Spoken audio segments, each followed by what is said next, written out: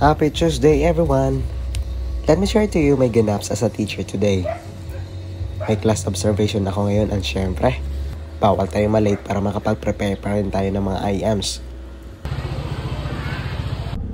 So, after mag-time in, dumaan muna ako sa office para kunin yung faculty shirt ko. Medium size pala ang pinagawa ko para di masyadong halata ang buhay natin. Dumating na pala ako sa faculty room namin sa grade 5 at unti-unti kong hinanda ang mga IMs na gagamitin ko sa science lesson. Parts of an electric circuit pala yung lesson ko today, kaya medyo sure ako na mabilis maiintindihan ng mga bata ang lesson. Pagkapasok ko sa classroom, heto ready na daw ang mga bata para i-observe. Sana all ready, pero yung teacher hindi pa.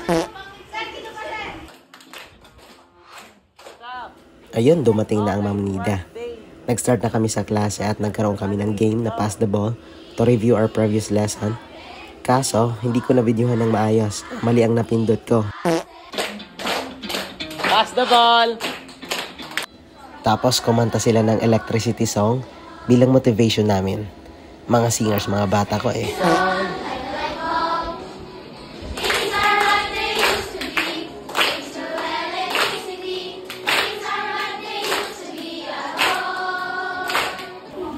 Fast forward, group activity na ito at iba-iba ang assigned task per group.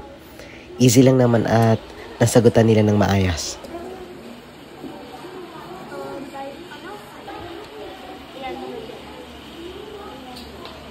Everyone, especially po kay Sir Chris and Ma'am Nida.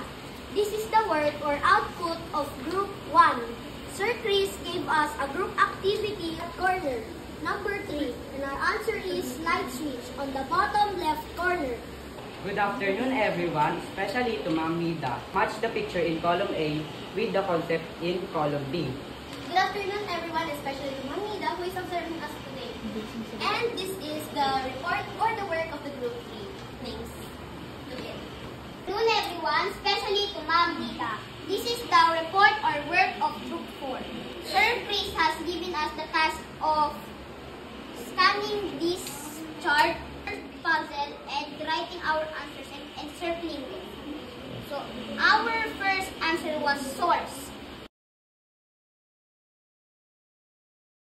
Fast forward ulit, since hindi na ako nakapag-video sa ibang ganap ng discussion. Quiz time. 96% of the class ang nakakuha ng perfect score, kaya napapalakpak sila sa katuwaan. Siyempre, masaya din tayo sa result, kasi tagumpay tayo.